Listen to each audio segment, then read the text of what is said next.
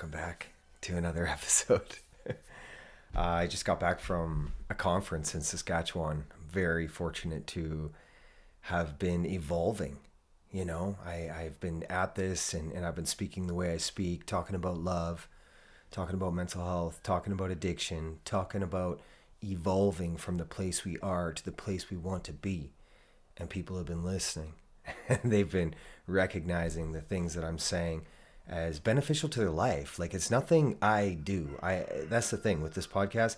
It's nothing that I'm doing. You're doing the work. I just bring some information through lived experience and share that with you. And hopefully that the information hits, it hits home for you and allows you to do something different within your life. That's everything to me. Like, that's absolutely everything to me, is for you to evolve from the place that you don't want to be to the place that you want to go. And I use my life as an example as to what you can do. I mean, my story, 23 years in addiction, 16 years with the needle.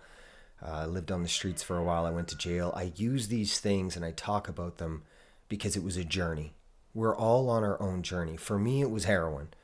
For me, it was mental health and addiction and overcoming mental health and addiction and living within a place of love, but obtaining it, actually doing the work and getting there, and then sharing the results, because the results are what people are attracted to.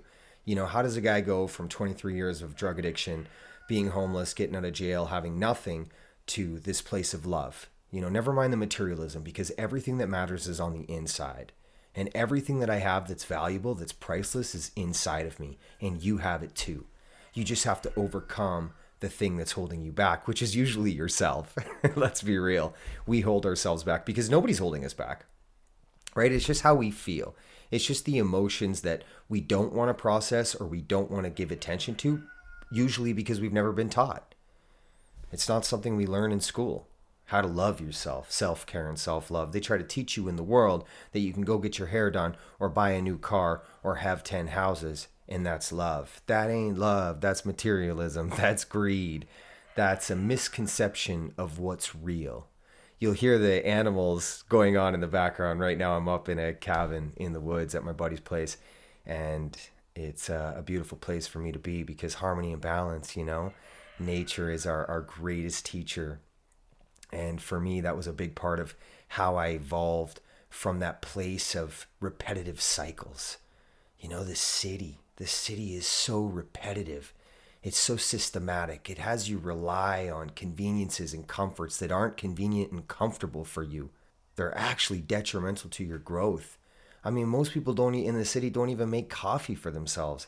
They have to go to a Starbucks to get coffee, and then you remove that individual from the city. They feel lost because they don't have those attachments to those conveniences and comforts.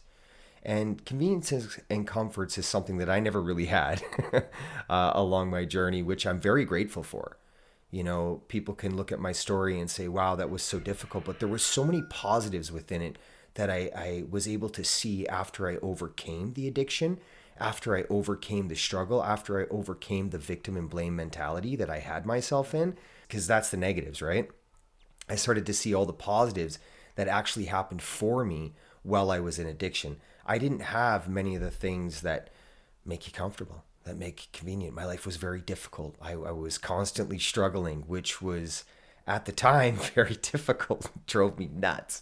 But at the same time, I'm now able to look at it like, wow, so much of that happened for me, not to me. I just had to get out of my own way and see it from a different angle. And that's what I like to share about, seeing things from a different angle, because that's the power that you have. That's the ability that you have to choose. So this conference that I was at, it was in Saskatchewan, Canada. I was asked to come and be a part of a talk to individuals that are caring for mental health, addiction, and individuals with intellectual disabilities. And there was a lot of gray areas as to the extremities that we are seeing in today's society with mental health and with addiction. I mean, it has progressed over the last 20 years to be very, very normal to have mental health issues. And mental health issues doesn't have to mean schizophrenia. And mental health these days, or emotional health, I should say, is something that holds the individual back from talking about how they feel, which creates an attachment to distractions. And the distractions in everyday life can be drugs, it can be food, it can be shopping, it can be money, it can be video games, it can be social media.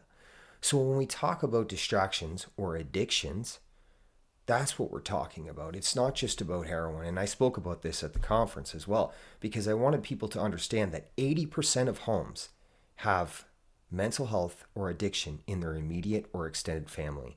But most of us can find it within our immediate family because the cell phone is something that people are addicted to, but it's socially acceptable. It's socially acceptable to bury 5-6 hours of your time on likes and information that may not have any value towards your growth. And people do this, and it's common and it's normal, and we practice this behavior because many people we surround ourselves with are practicing this behavior, and we haven't been taught how to do something different. So I think that that's very important when we're talking about addiction. This isn't just about street drugs, illegal drugs where we can compare our lives to somebody else's to make ourselves or our situation seem fine or seem better because we're not in that situation. Actually, addiction is just a pattern of thinking. So it's one and the same for the guy using heroin or the girl using heroin or the young kid in the house that is totally addicted to video games. It's a pattern of thinking. It's a way to attach to something other than processing what's going on inside of you or obtaining the information, education, and the skills to process what's going on inside of you. And I will tell you that a big part of gaining that information and that education and that awareness is who you surround yourself with. I mean, I was very comfortable within my addiction because I surrounded myself with individuals that were using drugs all the time. So that became very acceptable and very normal to me. Now, detrimental to my growth, right. But I didn't have the tools and I wasn't really ready for the tools as well. That's another thing. Like with an evolution through addiction or mental health or emotional health, you've got to be ready for it. You got to be at a place and time where you've just had enough of being in the same place and going nowhere. And I mean, let's be real. Like many of us are at that place, but we just don't know what to do because it's hard. And it is hard. I'm not going to lie to you because we don't have the tools, education, and the skills or the environment and the community of individuals to help us see things differently and have a desire to grow through those pains, to go in and do the work inside, have difficult conversations with ourselves, speak our truth, look at our journey for what it was, how it happened for us and not to us. That's very important. So a community of individuals that support you along the way to get to that place that you want to go to for evolution into love is very important. I mean, take a look at your friends. Who you surround yourself with is pretty much your future. If you're surrounded by people that value brands, value money, don't care about other humans, talk shit about other humans, unfortunately, you're going to do the same because that's normal. It's normal to do that within that circle. So if you're looking to evolve through an addiction, mental health, emotional health, you've got to find a new community. And does that mean many of the people that you know will go away? Yeah, that's what that means. And I say that quite often because I want you to know that. And that's very difficult for a lot of people to overcome. Like that's the first step, right? Moving away from the people that hold you back. That's hard for us to do because that means we're going to be alone. Well, yeah, you're going to be alone. And then there's a fear of not being accepted. Well, yeah, you might not be accepted right away because it takes time to find these individuals that are growing into a place of love. But hey, I'm one of them and I'm not alone. And once I started into this community and I started talking this way, people started to get attracted to that. So I built a community. I built a circle of friends around me of individuals, like-minded individuals that were thinking and feeling the same way I did, that didn't mind talking about the things that they went through in their life. And you know what? We evolved together, and it was slow and I had to be patient, but it was beautiful because I'm in a constant state of evolution. I'm constantly growing. I'm constantly learning about myself. I'm not stuck inside of this materialistic idea that something external from me is going to make me happy or medication is going to fix me, because that's not how it works. You have the greatest medicine that is here on this planet, and it's within you. It's love. Love is the greatest medicine on this planet, and it's something we all possess, but we're torn away from it. We don't talk about it. We don't talk about it in the way that we should be talking about it. It's very unfortunate that love is an idea of what we witnessed growing up through our parents. You know, that idea of love. Maybe our parents fought, maybe they got divorced, maybe there was all these abnormal behaviors. But if you're an individual in a home where your perception of what love is through these individuals that raised you, it can be skewed. And that's okay. But it's for you to unlearn that and create your own perception of love, of how you feel on the inside. Because first you got to love yourself. So you can't look to anyone else to try and love you, because that's not going to work. You got to understand self-love from a practical understanding within. And to do that, you've got to go through all the mess and all the difficult experiences, everything that happened for you, and see it that way.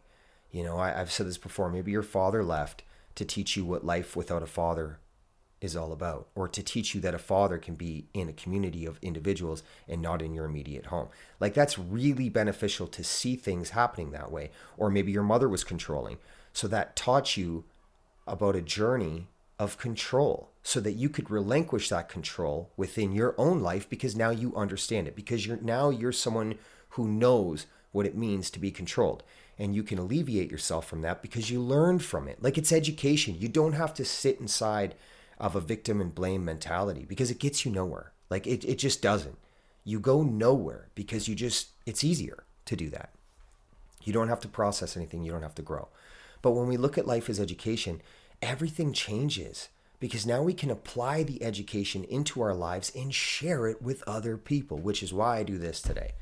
You know, I talk about addiction, I talk about mental health, I talk about emotional health, and I talk about the things that I went through in my life, so that we can evolve as a collective, as a community, and we can move through this life and thrive together. We don't have to survive. You know, many people are surviving, and I find that interesting. And I understand it. Like, I was trying to survive my life as well.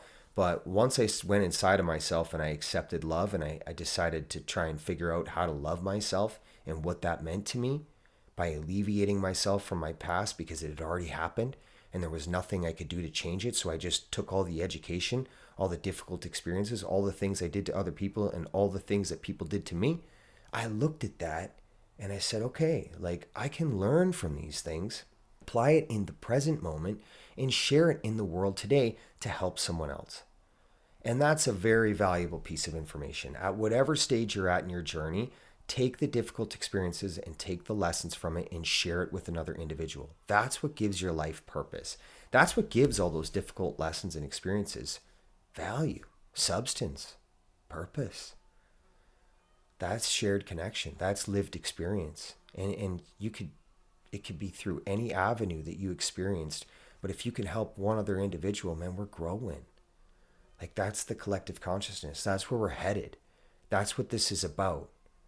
Right? So to be able to go within yourself and accept the things that happen to you, that's going to be your first step. Because once you accept them, you can let them go. And it's very difficult to accept difficult things that have happened to us. Trust me. I know. I've had some difficult things happen to me along my way that were very difficult to accept, but it already happened. So it had to have happened for a reason. Maybe it was the result of my choices and they were consequences. Sure. I got to accept that. There's nothing I can do to change it. So that's a wonderful practice to have in your life, is acceptance, accountability, and responsibility for the things that you have put yourself through and the things that you have seen in life. Be responsible for your role in it, because we all play one. Whether it's not speaking our truth, or whether it wasn't having a difficult conversation with someone and we took those emotions and just buried them because we didn't want to process them, or we were too afraid to talk to the individual that emotionally affected us, and then we carry that for quite some time. Like, think about that. Short-term pain for long-term gain. In the short term, you have a difficult conversation with someone, and then in the long term, you're gaining because you don't carry that dense negative energy anymore. And that's very important.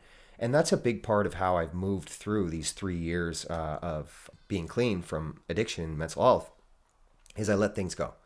You know, I can accept the things that happen. I can be accountable and responsible for my role. And I don't always get it right, even to this day. You know, I'm not perfect. I'm a human being. I'm constantly evolving and I'm constantly growing, but I'm getting closer to my destination.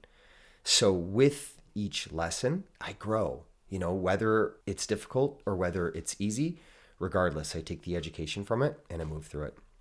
And here we are, 3 years later, free from a life of turmoil and growing more into love, because each day I choose love over anything else. There's just no point in being afraid because if you're afraid, you're not moving nowhere. And many people are afraid of everything these days. You don't have to be afraid of tigers and bears. I mean, you can be afraid of speaking your truth. I think this is the most detrimental thing that we got going on in society today, is that we are afraid to speak our truth. And I want you to become aware of that, because you have that power to take that back in your life. Now, is it difficult to speak your truth after not being able to for quite some time? Yeah, it is. You know why? Because you haven't practiced it. But no matter how much it hurts you, no matter how afraid you are, you got to push. You got to dig deep, because I'm going to tell you about the results of after speaking your truth. Oh my Lord, is it ever rewarding? Because you are who you are. You get to know you. It's an amazing feeling to take that power back within your life. Having difficult conversations with loved ones, having difficult conversations at work, having difficult conversations with your kids. This is imperative. Having difficult conversations with yourself. Taking a look at your present moment and where you're at. There's no right and there's no wrong. It's just the present moment. It is what it is. So in that moment, you are able to practically look at how you have arrived to this location in life, to this present moment. And that's okay, because it's a journey. It's an experience. You don't have to keep doing the same thing over and over again. I think that that's the most valuable thing, is to break free from that. That repetitive cycle, that autopilot that we go on. And a wonderful place to do that is by changing your environment. I would really encourage you to get out to nature and to break the systematic cycle of comforts and conveniences. You've got to struggle a little bit, and it's okay to struggle. Don't be afraid to do that. If you're so comfortable within your routines, I mean, you're not really learning much. And that's when we go on autopilot. And subconsciously we do this. I mean, a lot of people tell me, I'm okay with my life. I don't mind waking up, going to work, coming home and doing the same thing over and over again. And that's okay. There's no right or wrong way to do this. But if you want to grow, if you want to evolve into a higher being, into a higher understanding of self, you got to struggle. You got to put yourself out there in different situations and keep it moving. We're not meant to do this the way we're doing it. And this is why we have mental health and emotional health going on in the world at such an alarming rate, is because it's a repetitive cycle of doing things that we don't want to do, where we're disconnected from each other. And there is a great deal of judgment happening and injected within society, that we are able to look at each other as better or worse. And a big part of that is because of finance. The financial system is a wonderful tool of control that allows this to happen. But finance does that. As an individual, you don't have to attach to those same philosophies. You can detach from that and see human beings as brothers and sisters. So we have equality. So when you walk down the street and you see somebody with less, you realize that that's a human being, a part of the human race. So we're from the same species, which means we're brothers and sisters, which would allow you to see that from a different perspective. And it's beautiful. I mean, what a beautiful perspective to have. Connection, equality, love. That's real. That's real. Fear, judgment, and division, that sucks. It does. It sucks. It's difficult. It's so difficult that way. And think about that for a minute. Fear, judgment, and division. That way of life leaves people out. And when we leave people out, we don't learn from each other. And why should anyone be left out? Every human is just as valuable as another human. It doesn't matter what history has shown us. We can change history. We're going to change history. That's what this podcast speaks to, how to change the world. But we don't have to look at the world as one big, huge picture. No. We all make up the world. All the humans on the planet have a choice. And they can choose to be afraid, and they can choose to judge, and they can choose to divide, or they can choose love. And they can choose equality, and they can choose peace within themselves. That is the most powerful tool you possess, is to choose love, choose equality, and to choose peace within yourself. Because if you choose these things within yourself, you're going to view the world differently, and the world changes. It's no longer this place of greed, power, and control. judgment, division, fear, anxiety, and stress. It goes away. And I mean that. It really does.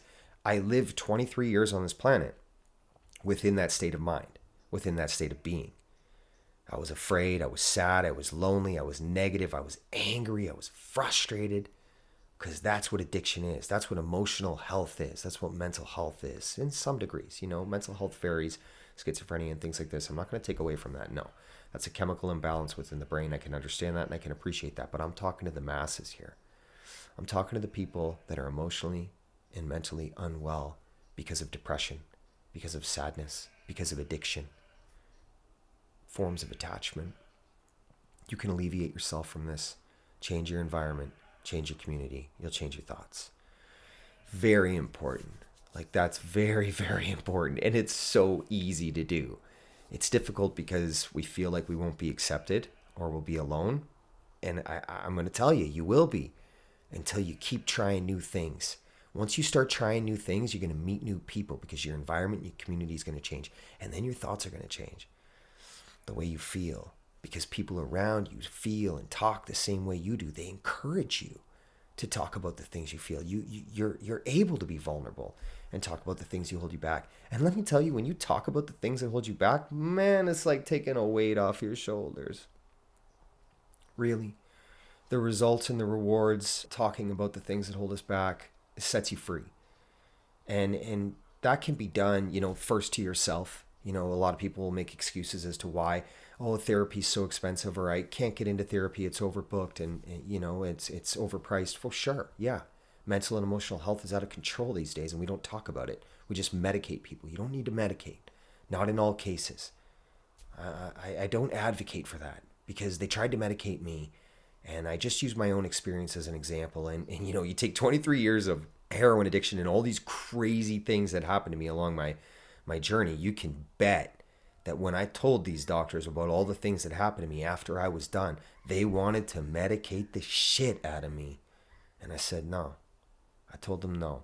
I had to do my entire journey on my own. I never went to rehab. I never went to therapy. I did everything I did on my own. And that's also really important to share, because the statistic is 0.01% of people come out of the situation and the experience that I was in. And unfortunately, that's an extremely low number, but extremely accurate. And I did it in a way that most don't do it. But I did it in this way to show people it can be done, because it's so important to know that you don't need anything. All you need is yourself. All you need is love. Spirituality is something that I talk about, yeah. And spirituality is just love, no labels. I'm not going to give you labels. I'm not going to tell you how to do it, because I can't tell you how to arrive to spirituality. You got to understand it for yourself. But I can promise you there is something more going on than just us. And it's within you. You speak to it inside of you. The God, the Buddha, the Jesus, the Krishna, the Allah, whatever you want to call it. It is not external from you. It is inside of you. And that makes it very beautiful, because it's a personal connection that no one else can tell you how to get to. You figure that out for yourself. There's no fear embedded within spirituality. It's pure love. It just is.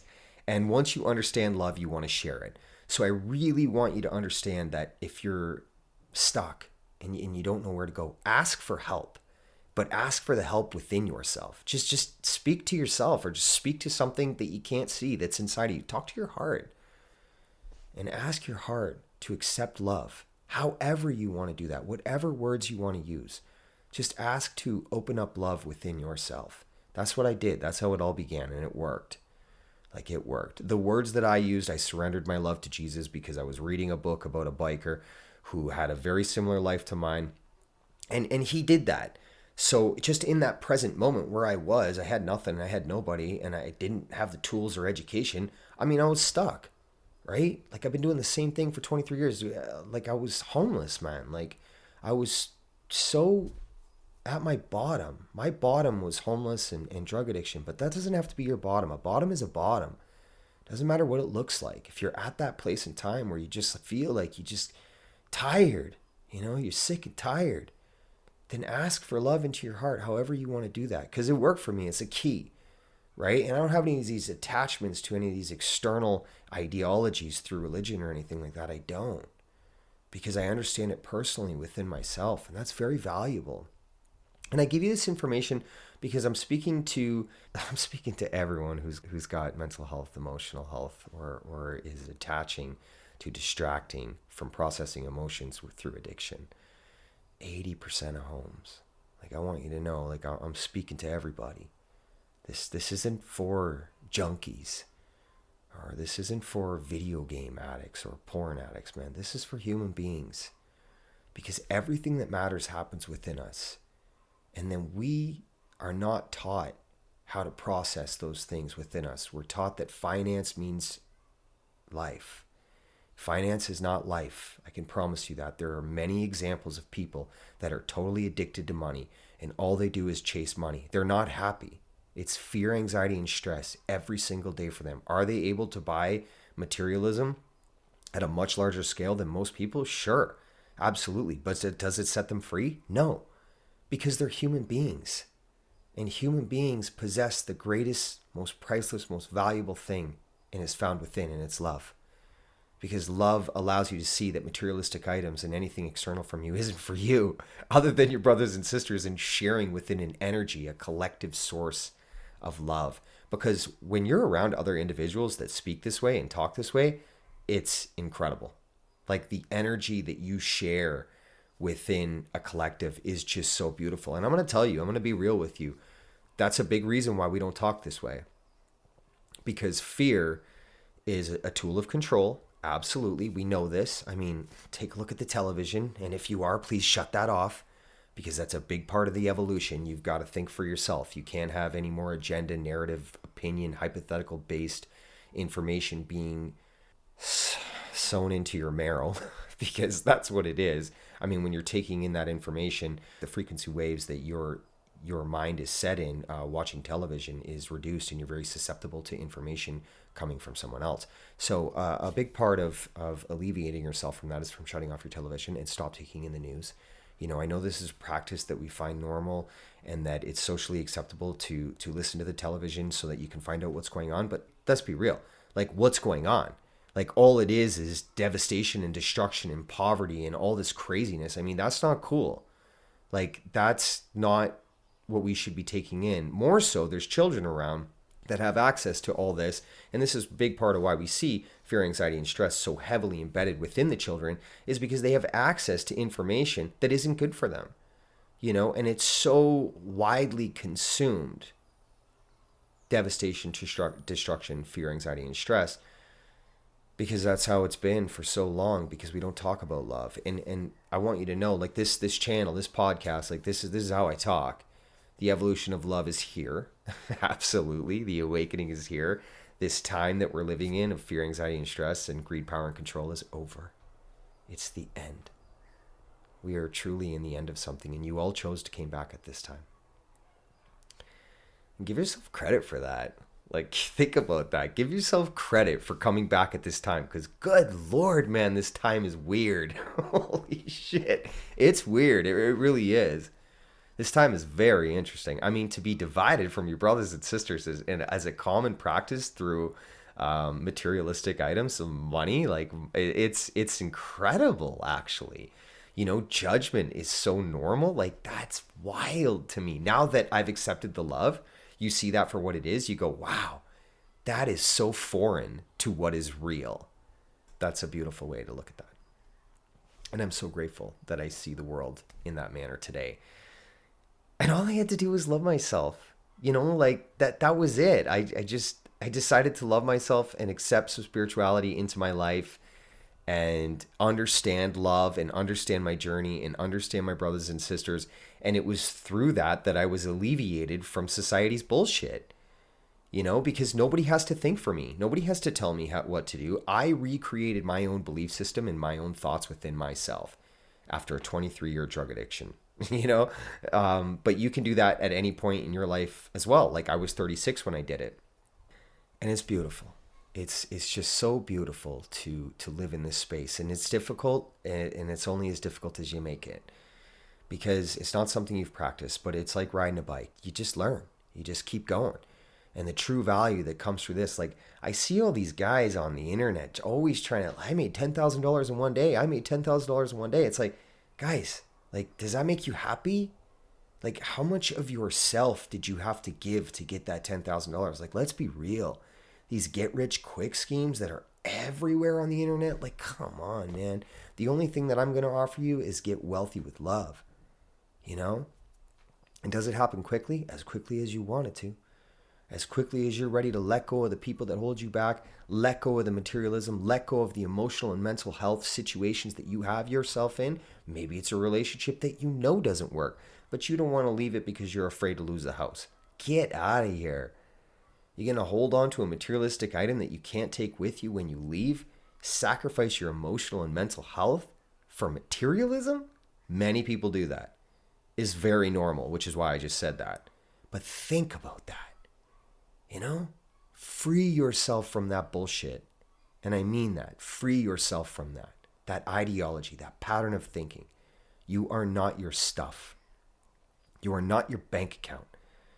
Money doesn't matter. Everything that matters is found within. Because if you've got the love, you will find opportunities and experiences within a community that will have you alleviated from the fear, anxiety, and stress surrounded by money. And that's a fact. That is a fact. It's just taking a chance on that and having faith in yourself. Believing in yourself. Believing that you're worth it. Believing that the value that you have within you is valuable to other people. That's freaking everything. You know, many of us don't feel valuable. It's like, once you value yourself, other people see your value because you know your self-worth. And that's really important. And the way to do that is to go within and alleviate yourself from your past, because many of us are stuck in emotional repetitive cycle because of the things that happened to us yesterday. But that shit already happened. So you don't have to be stuck in that no more, right? Because you're in the present moment. And will you get it right every day? Maybe not. And that's okay. Because every time you don't get it right, you just tell yourself, I'm learning. Yeah, that didn't work out the way I wanted it to. That's okay. I'm going to learn from that on the next one. You know, and become aware of your patterns. If you keep doing the same thing over and over, like talking shit about somebody when you told yourself you're not going to talk shit about people, check yourself. And that's real. You know, there's accountability, responsibility. Can't blame other people. Oh, well, they were talking shit about other people, so I got caught up in it. Nah, you should have moved away from those other people because you're trying to grow. Right? What's the most important thing to you? If the most important thing to you is love and evolving from your past into this place of love, then move away from people. Because it's a big part of why we do things we don't want to do. Myself included. You know, I'm not exempt from anything. I'm a human being. I'm you. Right? And I think it's beautiful when we share in this perspective and we talk real. Because there's so many people that talk fake.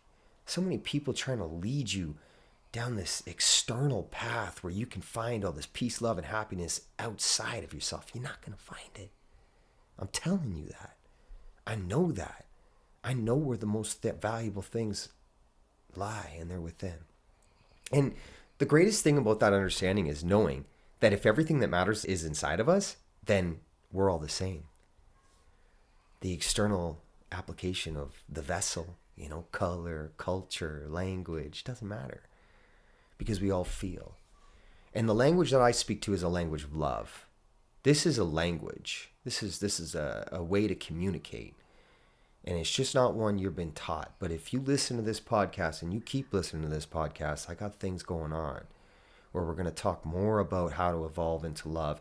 And maybe this episode doesn't hit for you, but I can promise you, you go back into the other episodes or you listen in the future, something might work for you. Or maybe it isn't me. Maybe it isn't the way I talk. Find another human, another individual that hits for you. Because that's all I care about. You know, this ain't about a popularity or ego game for me. It ain't like that. It ain't about money for me.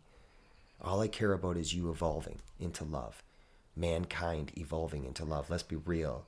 I mean, our evolution is not coming through the destruction of this big, beautiful blue planet and us going to habitate on Mars. Because let's be real, rich people be going to Mars because they're already putting price tags on it. You know what I mean? So with that understanding, like, where does that leave the rest of us? And I think that that's something we should definitely be having conversations about, because that's an illusion, right? The illusion is that we're going to all be efficient and profitable enough to increase profits so only a certain amount of people are living on this planet far better than the rest of us. And what suffers from that? All of us. We all suffer from that. The environment suffers from that. Like, man has a problem with greed. And when greedy people have a problem, they don't know when to stop. And they don't know when to stop for themselves, and they don't know when to stop for the rest of us. That's a big part of what control does. So if you've got money, you've got power, you've got control. And who are people that are in this situation controlling? Those that have less. We're able to see today the divide is growing at an astronomical rate. You know, we're already talking about food shortages. The environmental impacts are happening way faster than what we could have ever thought. But that's okay. It actually brought us to this place in time of evolution. You can't let that stuff get you down. You can't look at it that way. All you can do is focus on yourself, change the way you see yourself by loving yourself, by understanding yourself, and then the world changes. Now, if all of us and enough of us do that, we're going to start a movement. And other people are going to see that there are larger communities of individuals living this way. Myself, I have a community of individuals this way, but I'm growing one right here because I want you to know, like, that's what this is. It's a community of individuals who understand love, who understand mankind as brothers and sisters, equality and education and love for everyone. And education, I'm not talking about schools, man. I'm talking about shared education. I'm talking about the things that you went through in life being more valuable than a piece of paper that you paid for to put on your wall, you know, because the piece of paper that you possess from life's experience is priceless. It's a plaque and you're wearing it inside your heart. You just got to go in there and accept all the lessons as education. And I just appreciate you so much for listening to this. I've had such great response and such great feedback from the podcast and the way that I talk, because you're evolving, like you're growing. This awakening is happening, and I'm really grateful that people are accepting to a new way of life. Because let's be real, I mean, where do we go from here? Children, 12-year-olds are on anxiety medication. Not only are they on anxiety medication, but they make it sound cool. It's cool to be depressed. And if you're a parent, you know that. You don't even have to be a parent to know that, because that's going on. 12-year-olds, 14-year-olds, thinking it's cool to be depressed. Like, what are we doing here? What as individuals who have more experience and more time on this planet doing at the same time as these children on this planet, what are we doing for them? You know, do we continue with this? Do we keep buying medication and medicating 8-year-olds in 10 years? Like, come on, guys. We know that this is not right, and we have the power to change it by being the example. I mean, we're all teachers, right? We can learn from the children, and the children can learn from us. Like, don't get it twisted. If you're parenting and you're controlling your child and you're embedding fears and anxieties and stresses on it, please check yourself for that, right?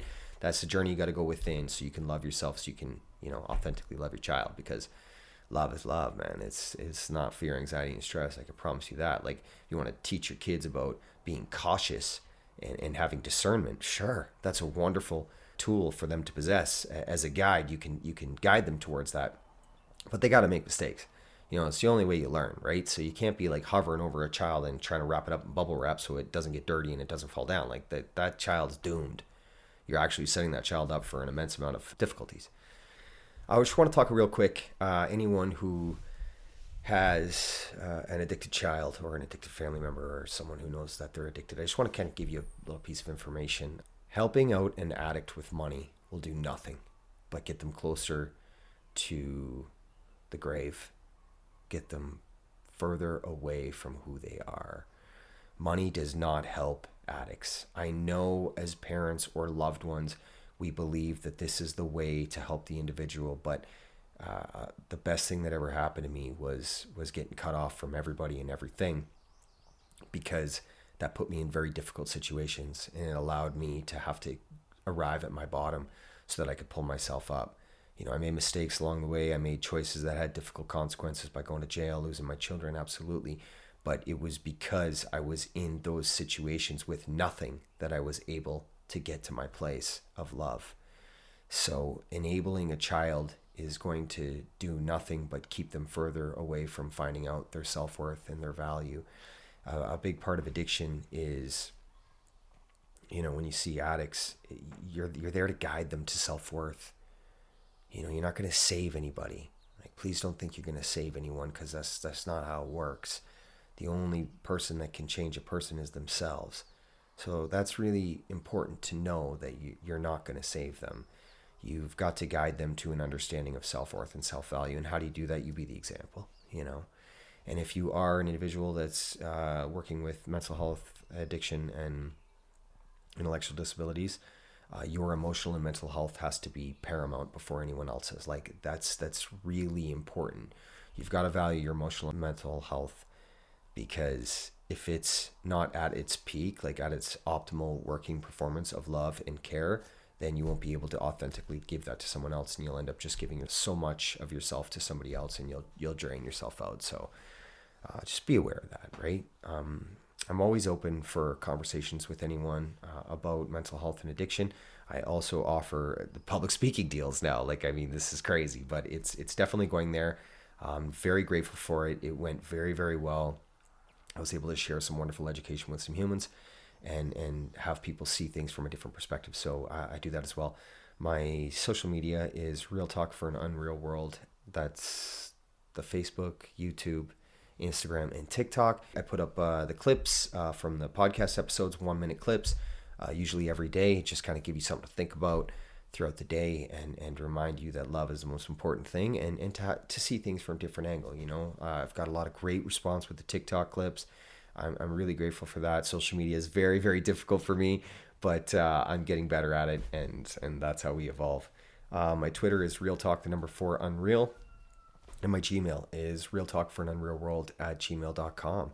And you can email me there with any questions or concerns about anything. I had such a wonderful experience at the conference, where after I spoke, people were coming up to me and asking me about situations in their life. And we had some wonderful breakthroughs. And just by shared experience, just by having a conversation, people were like, "Hey man, can I talk to you at the side?"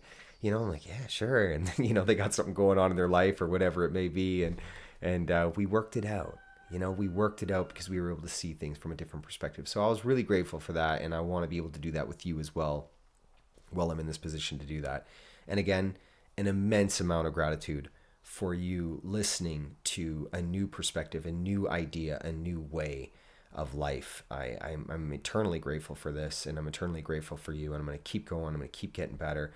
Today, I'm actually recording a podcast with a guest, and he has one heck of a story.